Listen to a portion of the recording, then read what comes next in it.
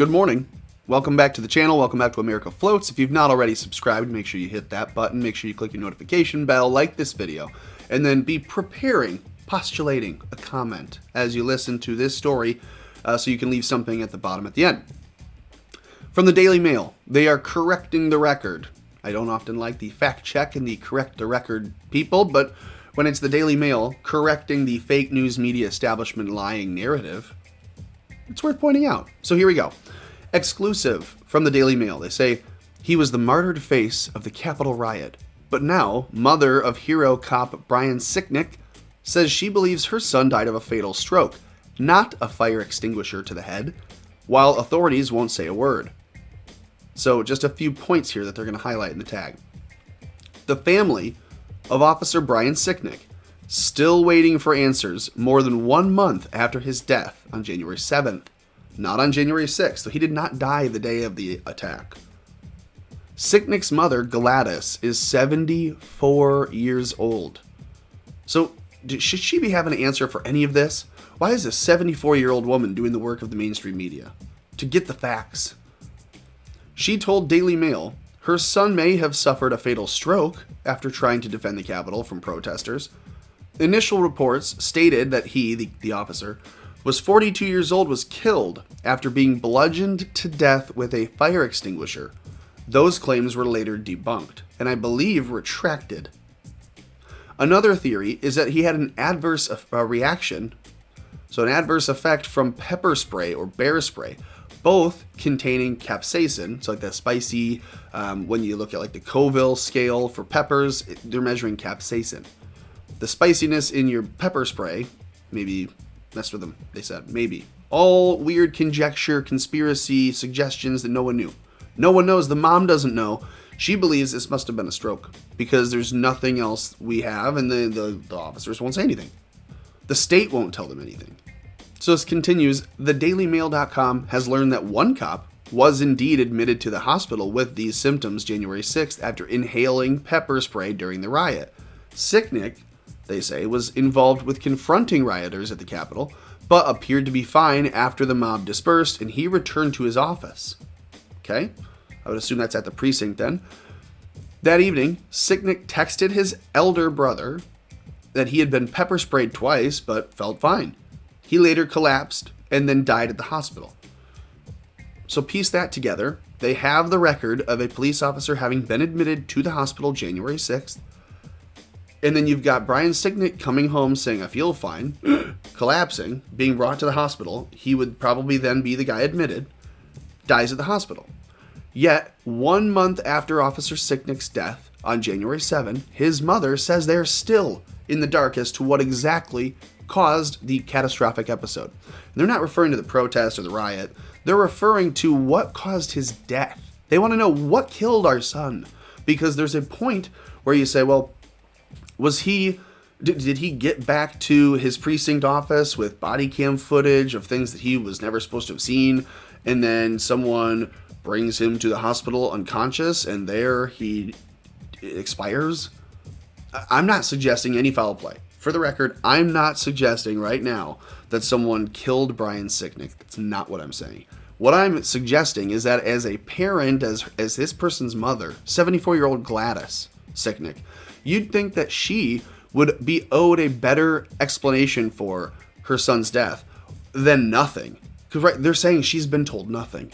So it's not that the hospital's come forward and said, your son had a fatal stroke after having a bad reaction to capsaicin, after he thought he was fine, after being sprayed twice with bear and pepper and mace. Okay. But they didn't say any of that. She's saying, I don't know anything. They're all conjecture, guessing, questioning, you're just, throwing out random stuff in the media to see what will stick.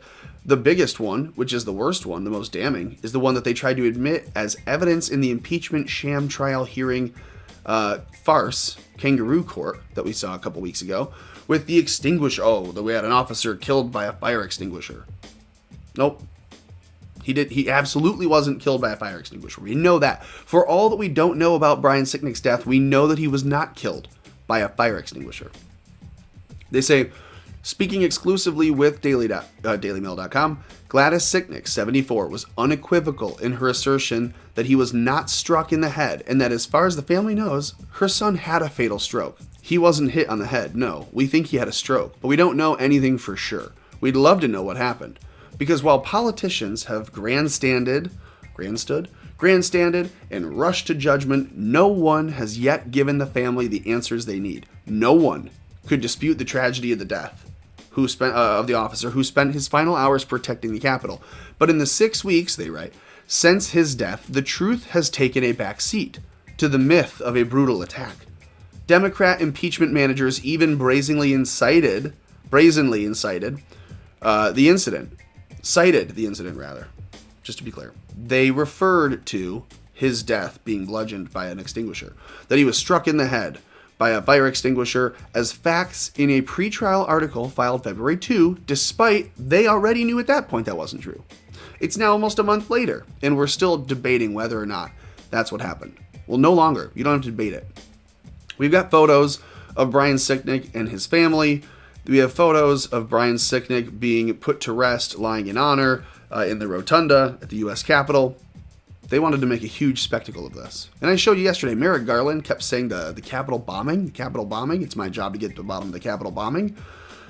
I think they wanted an explosion. I think they literally wanted to have planted explosives, and that's why I think Brian Sicknick possibly did see or did know more than he was supposed to, and why they're making a huge takeover of his name on their side. You can't see Brian Sicknick without seeing these photos of President Biden and Dr. Jill Biden and Nancy Pelosi doing all of that they can do to get in front of him and the body and the camera and make sure they have a nice photo.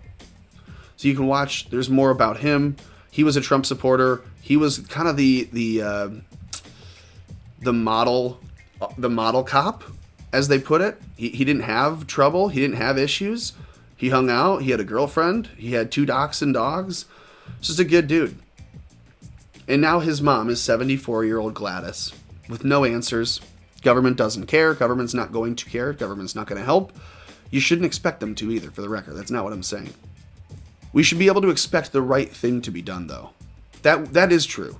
When you have elected officials, when you have people appointed to different positions, whether it's in the police commission, the mayor's office, somebody owes an explanation. The buck stops somewhere. The Department of Justice should be involved to determine what happened to this person. They should have an autopsy at the very least. Why is there no autopsy? That is why I get conspiratorial. So that is what I wanted to share here this morning. Sad thing to see, but Gladys Sicknick is 74 and doesn't know what happened to her 42-year-old son, and neither do you, and neither does the media, nor do the impeachment managers, but they wanted to tell you for sure that they did. So that's it. Comment below. That's your cue to go. Like this video, share this video, subscribe to the channel on all of the big and small platforms alike. We're trying to grow them all. And then do everything else that you can do to keep America afloat.